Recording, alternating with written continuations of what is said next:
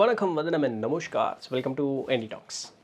இன்றைக்கி என்டி டாக்ஸில் என்ன வீடியோ பார்க்குறேன்னா, நம்மளுடைய நேர் கே வந்தி அவர் என்ன கேட்குறாருன்னா, இவ்வளவு புத்தகங்களை படித்தும் ஆன்மீக வீடியோக்கள் பார்த்தும் பெற்ற அறிவு எல்லாம் வெறும் கோட்பாடுகளாகத்தான் இருக்கிறது. அதை எப்படி உணர்வது?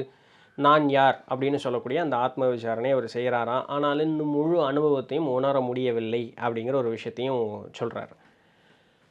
அதுக்கு ஒரே ரொம்ப அடிப்படையான ஒரு காரணங்க, இன்னும் நமக்கு இந்த உலக விஷயத்தில் நிறைய பற்று இருக்குது, தேவை அப்படிங்கிறது ஒன்று இருக்குது அப்படிங்கிறத நம்ம ஒப்புக்கொண்டோம் அப்படின்னு சொன்னால் போதும். நேற்று வீடியோ அதுதானே, உணர்வுகளை ஒப்புக்கொண்டா போதும் அப்படின்னு சொல்லி சக்கரங்கள் எப்படி ஹீல் பண்ணுறது அப்படின்னு பார்த்துருந்தோம் இல்லையா.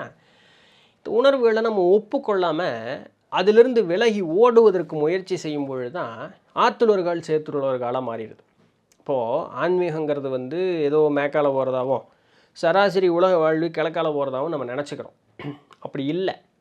நம்ம அதுக்கு எடுத்துக்காட்டாக சொல்லக்கூடியது எல்லாத்தையும் அந்த குடும்பத்தை விட்டுட்டு வெளியே போன ஞானியர்கள் இல்லையா, இன்னும் வெள்ளை உடுத்தியோ காவி உடுத்தியோ காடு மலை போனவர்கள், சித்த பெருமக்கள், வள்ளல் பெருமானிலேருந்து ரமண மகரிஷியிலேருந்து இல்லையா, இல்லை மடாதிபதிகளாக இருந்த பெரியவர் போல இருக்கக்கூடியவர்கள், அவங்கள எல்லாத்தையும் ஆதாரமாக நம்ம காட்டுறோம்.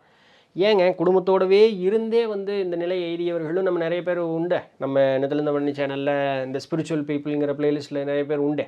ஏன் அவங்களெல்லாம் எடுக்கிறது இல்லை? ஏன்னா நம்ம தேடி படிக்கிறது இல்லைன்னு அர்த்தம். அவங்களுக்கும் குழந்தை குட்டி உண்டு, அவங்களுக்கும் மனைவி மக்கள் இருந்தாங்க, எல்லாருமே இருந்தாங்க, அப்பா அம்மா இருந்தாங்க, உற்றார் சுற்றம் இருந்தாங்க, அவங்க சராசரியாக வாழ்க்கையை வாழ்ந்துக்கிட்டு தான் இருந்தாங்க. அப்போ என்னென்னா, அந்த 9 to 5 ஜாப் போனாங்க, அவங்க உண்டான பயிற்சியும் செஞ்சாங்க.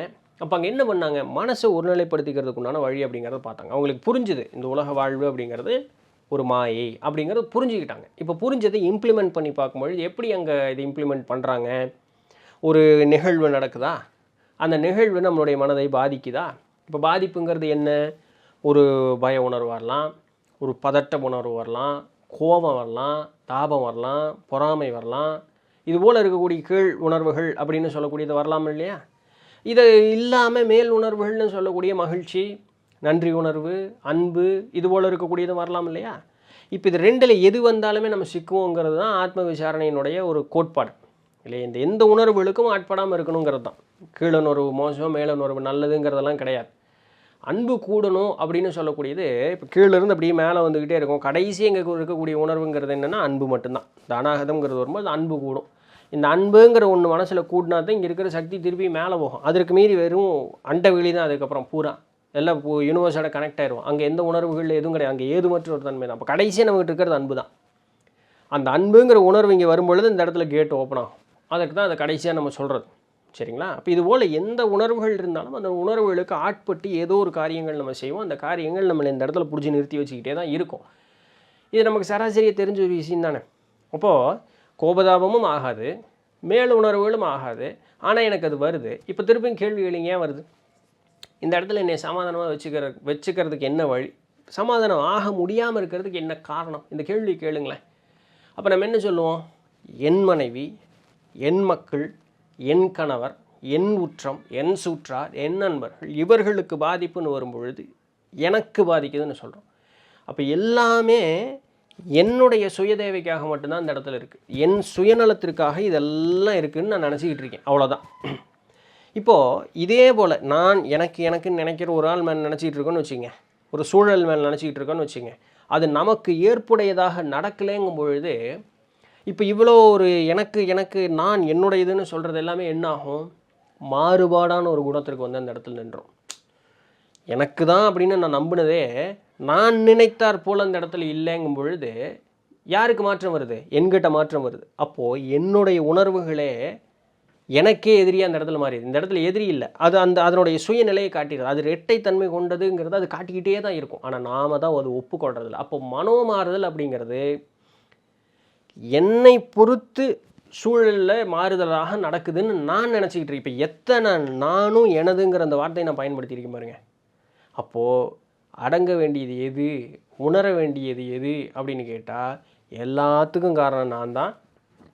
என்னுடைய தேவைக்காக, என்னுடைய மனோமாறுதலுக்காக தான் இது எல்லாமே உண்மைன்னும், இது எல்லாமே அப்படி தான் இருக்குது, இது மாறவே கூடாது, இப்படி இருந்தால் தான் சரி, இதெல்லாம் இருந்தால் தவறுன்னு எதை பொறுத்து சொல்கிறேன்? என் தேவையை பொறுத்து தான் நான் சொல்லிகிட்டு இருக்கேன். அப்போ இந்த தேவைகளை கொஞ்சம் நீக்கிறதுக்கு முற்படும் பொழுது சிறு சிறு பய உணர்வுகள் அப்படிங்கிறது நடக்கும். இப்போ நான் எனக்குன்னு நினைக்கிற மாதிரி அதே மாதிரி தானே சுற்றி இருக்கக்கூடிய எல்லாரும் நினச்சிக்கிட்டு இருப்பாங்க. அந்த எல்லாரும் ஒரு மாதிரியே நினைக்கும் போது அது ஒரு பந்தமாக மாறிடுது. இதிலிருந்து விலக நினைக்கும் போது அந்த பந்தங்கள் நம்மளை விடாது இழுத்துக்கிட்டே இருக்கும். ஏன்னா பயம் உணர்வுங்கிறது மாதிரி நமக்கும் அது இருக்கும். இருந்தாலும் அப்படி கொஞ்சம் விலகி நின்று பார்க்கும் பொழுது இப்போ அவங்க அழுதாங்கனாலோ சிரிச்சாங்கனாலோ நம்மக்கிட்ட எதுக்கு மாற்றம் வரணும்? இப்போ இந்த மாற்றம் எதை பொறுத்து? அவங்க அழுகிறாங்கன்னும் அவங்க சிரிக்கிறாங்கங்கிறதும் வந்து எது எது வந்து அந்த அனாலிசிஸ் கொடுக்குது? எது வந்து அதை ஆராய்ஞ்சு சொல்லுது? என்னுடைய மனசு தான் சொல்லுது. இந்த அழுகிறாங்க சிரிக்கிறாங்கங்கிறது ஏன் செய்கிறாங்க? அவங்களுடைய சுய தேவைக்கு நடந்ததுன்னா சிரிக்கிறாங்க, நடக்கலைன்னா அழுகிறாங்க. அப்போ அதுவும் சுயநலத்துக்காக தான். அப்போ இது என்ன போல் அவனும் சுயநலவாதி தான். அப்போ இப்படி ஒரு சுயநலவாதி இன்னொரு சுயநலவாதி மேலே எதுக்கு ஒரு பற்று வச்சுருக்கணும்? இந்த உலகத்திற்கு எல்லாருமே இங்கே வந்தது என்ன தேவைக்காக வந்தோம்? அவனுடைய தேவைக்காக மட்டும்தான் வந்திருக்கோம். அது என்ன தேவை? ஆன்ம முன்னேற்றம். அதற்குண்டான பாடத்தை இங்கே படிக்கிறதுக்காக மட்டும்தான் இந்த இடத்துக்கு வந்திருக்கோம். இவ்வளோதான். அப்போது இதை வந்து தொடர்ந்து ஒரு நிகழ்வுலையும் வாழ்வில் நடக்கக்கூடிய ஒரு நிகழ்வுலையும் உங்களுடைய மனோமாறுதல் ஏன் நடக்குது? எதனால் நடக்குது? இது வராமல் இருக்கிறதுக்கு என்ன பண்ணுறது? இதை சிந்திச்சு வரும்பொழுது ஒரு கட்டத்தில் எல்லாத்துக்குமே நான் தான் காரணமா? என்னுடைய சுயநலம் தான் காரணமா? அப்படிங்கிறது உங்களுக்கு புரியும். இப்போ அடுத்தவங்களுக்கு அதை சொல்கிறதுக்கு முற்படுவோம். அவங்க கண்ணுக்கு நம்ம பைத்தியக்காரனாக இருப்போம். அப்புறம் ஒரு கட்டத்துக்கு மேலே புரிதல் வரும்போது சொல்கிறேன்னு நிறுத்துவோம்.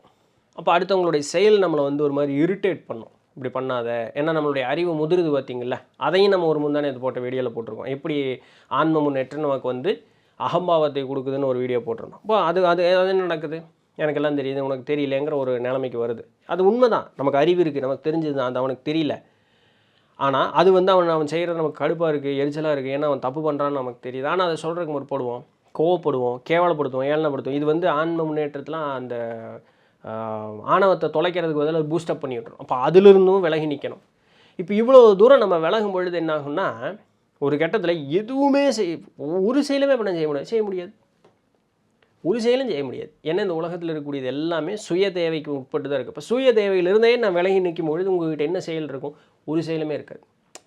இப்போ இந்த செயல் இல்லாமல் போவது அப்படிங்கிறது என்ன? நீங்கள் வேலை செய்யாமல் அப்படி நின்றுருப்பீங்களா? ஜடமாட்டா? இல்லை, பற்றுங்கிறது அந்த இடத்துல இருக்காதுன்னு அர்த்தம். அது எனக்கு தேவை, அது எனக்கு தேவையில்லைங்கக்கூடிய அந்த ஒரு மனோநிலை அப்படிங்கிறது உங்களை விட்டு போயிடும். இவ்வளோதான். இதுதான் அதில் இருக்க முக்கியமான விஷயம். அது எனக்கு தேவையில்லைங்கிற மனோநிலை உங்களை விட்டு போயிடும். இப்போ உங்களை விட்டு போனதுனால நீங்கள் என்ன பண்ணுவீங்க? நீங்கள் வேலை செஞ்சால் தான் என்ன, வேலை செய்யலைன்னா தான் என்ன, எல்லாம் ஒன்று தான். ஏன்னா மனசு எது மேலேயும் போய் பற்றல. அப்போது குடும்பம் குழந்தை குட்டியோடு இருந்தால் என்ன, குடும்பம் குழந்தை குட்டியோடு இல்லாமல் இருந்தானே, ரெண்டும் ஒன்று தான். காடு மலை ஏறினான்னு வீட்டில் இருந்தானே, எல்லாம் ஒன்று தான். நம்மளுடைய திருக்களிற்றுப்படியாரில் பார்த்தோம் இல்லையா? காடு செல்டன் எண் அப்படின்னு வரும். காடு மலை வீடு பேர் விட்டு காடு மலைக்கு போனால் தான் என்ன, இல்லை ஊருக்குள்ளே இருந்தால் தான் என்ன. நான் என்று அகம்பாவம் கொண்டு இருந்தேன் அப்படின்னு சொன்னால் எல்லாம் அவுட்டு. தக்கன் வேள்வி போல் அந்த பெரிய ஒரு வேள்வி தான். ஆனால் அகம்பாவம் கொண்டதுனால வேள்வி அழிஞ்சுதா? ஸோ அது போல தான். அதனால் அந்த எல்லாமே நான்கிறதுலேருந்து விலகி நின்று பார்த்தோம் அப்படின்னு சொன்னால் இதுக்கு நாம் தான் பயிற்சி செய்யணும். இவ்வளோ தான் விளக்கம். அது வேறு ஒன்றும் விளக்கம் கிடையாதுங்க. அப்போ ஒரு நிகழ்வுக்கும் அப்படியே நம்ம அலசி ஆரஞ்சு இப்படி நின்று பார்த்துக்கிட்டே இருக்க வேண்டியதுதான். அப்போது அந்த பார்க்குற மாதிரி இருக்கும், நமக்கு உள்ளே ஓடிட்டுருக்கணும். இப்போ ஏன் நடக்குது? இப்போ இந்த ஏன் நடக்குது எதுக்காக நடக்குதுன்னா, அந்த செயல் ஏன் நடக்குது எதுக்காக நடக்குதுன்னு இல்லை, அந்த செயல் நடப்பதுனால என்னுள் ஏன் அந்த மாறுதல் ஏற்படுதுங்கிறதுக்கு தான் கேள்வி கேட்கணும்.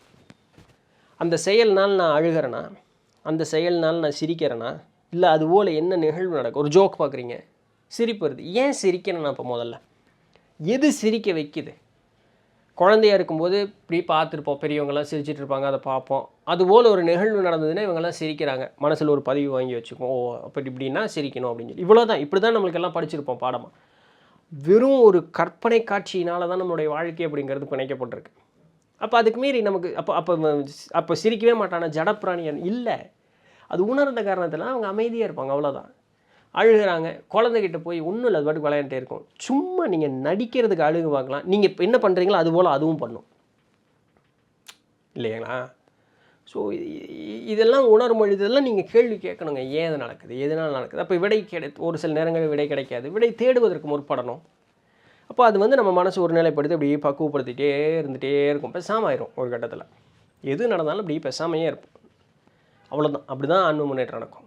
இது உங்களுக்கு ஒரு நொடியிலையும் நடக்கலாம், ஒரு நாள்லேயும் நடக்கலாம், 10 பிறவிகள் கடந்து நடக்கலாம். அதுக்கு உங்களுடைய முயற்சி, உங்களுடைய வைராக்கியம் எந்த அளவுக்கு இருக்கோ அந்த அளவுக்கு உங்களை கூட்டிகிட்டு போகுது. அவ்வளோதானே. ஸோ இப்படி தான். இதனால தான் வந்து படித்ததாகவே இருக்குது, எங்கே ஒன்றும் பயன்பட மாட்டேங்குது. காரணம் என்னென்னா, பற்றுக்கு அதிகமான ஈடுபாடு கொடுத்துட்றோம், ஆராய்ச்சி செய்வதில்லை, அவ்வளோதான். அந்த ஆராய்ச்சி செஞ்சு அதற்குண்டான விடை வருவதற்கு ஒரு சூழல் அப்படிங்கிறது ஏற்படும்போது அதற்கும் நம்ம வந்து ஒரு முக்கியத்துவம் கொடுக்கறதில்ல. நம்மளுடைய தேவைகளுக்கு தான் முக்கியத்துவம் கொடுத்துக்கிட்டு இருக்கோம். அதுதான் காரணம். அறிவை பயன்படுத்தாமல் இருக்கிறது அதுக்கு உண்டான காரணம். பயன்படுத்தும் போது அதுவே ஒரு தனி ப்ராசஸாக இருக்கும். அப்போ அது வாழ்வியலோடு சேர்ந்து இருக்கும் பொழுது அந்த ப்ராசஸாக இருக்கும். ஒரு இடம் கஷ்டமாக இருக்குன்னு தப்பிச்சு ஓடிடலாம். ஆனால் அந்த இடத்துல கிடைக்கிற பாடங்கள் நமக்கு கிடைக்காம போயிருமே இல்லையா? நான் அப்படி தான் பார்ப்பேன். ஸோ அதனால் இப்படி தான் நம்ம வந்து பயிற்சிக்கு உட்படுத்திங்க. இப்படி தான் நான் உட்படுத்திக்கிட்டேன். என்ன இப்படி தான் பெரியவங்க சொன்னாங்க, சொன்னதை புரிஞ்சுக்கிறதுக்கு எனக்கு கொஞ்ச நாள் ஆச்சு. புரிஞ்சுக்கிட்டோன்னா நான் உட்படுத்திக்கிட்டேன். நல்லது, ஒரு மாற்றம் ஏற்படுது. அதுதானே உங்களுக்கு எல்லாத்துக்கும் ஷேர் பண்ணுறேன். ஸோ தொடர்ந்து பயிற்சி செய்யுங்க.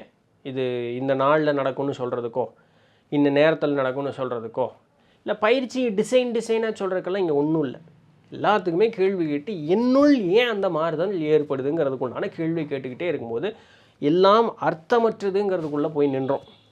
எல்லாம் வெறும் ஒரு மாயை, அர்த்தமற்றதுக்குள்ளே போய் நின்றோம். அப்போ அர்த்தமற்றதுக்கு மேலே நான் ஏன் கவனத்தை செலுத்த போகிறேன்னு அது அந்த நீங்கள் எண்ணத்துக்கு நீங்கள் அப்படியே ஒரு நிலைப்படுத்தி நிறுத்துறது பழகிட்டிங்கன்னா போதும். சராசரி வாழ்வோடு இருக்கலாம். எந்த விதமான பற்றும் உங்களை எந்த விதமான தொந்தரவும் இன்னல்கள் செய்யாமல் உங்களை அப்படியே நீங்கள் வச்சுக்கிட்டே இருக்கலாம். ஜீவன் முக்தராக வாழ வேண்டியதான் வாழும் வாழ்க்கையிலேயே, அவ்வளோதான். நீங்கள் யாருக்கும் போய் எதையும் ப்ரூவ் பண்ணிகிட்டு இருக்க மாட்டீங்க இல்லையா? எனக்கு அறிவு இருக்குது, நான் ஞானம் பெற்றுட்டேன் அப்படின்னு யார்ட்டையும் சொல்லணும்னு உங்களை முட்டாளாக சொல்லிட்டு போ. நீ என்னை முட்டாள்னு சொன்னாலும் என்னை புத்திசாலின்னு சொன்னாலும் எனக்கு தான் எந்த கவலையுமே இல்லையே. அவ்வளோ சரிங்களா? ஸோ இதுதான் பதில். பிடிச்சிருந்துருக்கும், இன்ஃபர்மேட்டிவாக இருந்திருக்கும் அப்படின்னு நம்புகிறேன். நாளைக்கு வேறு ஏதாவது ஒரு கேள்வியும் அதற்குண்டான சுவாரஸ்யமான பதிலையும் சந்திப்போம். ஸோ அது வரையும் தொடர்ந்து எழுந்திருங்கள். நான் உங்கள் இடத்துல இருந்துட்டு பண்ணி நன்றி.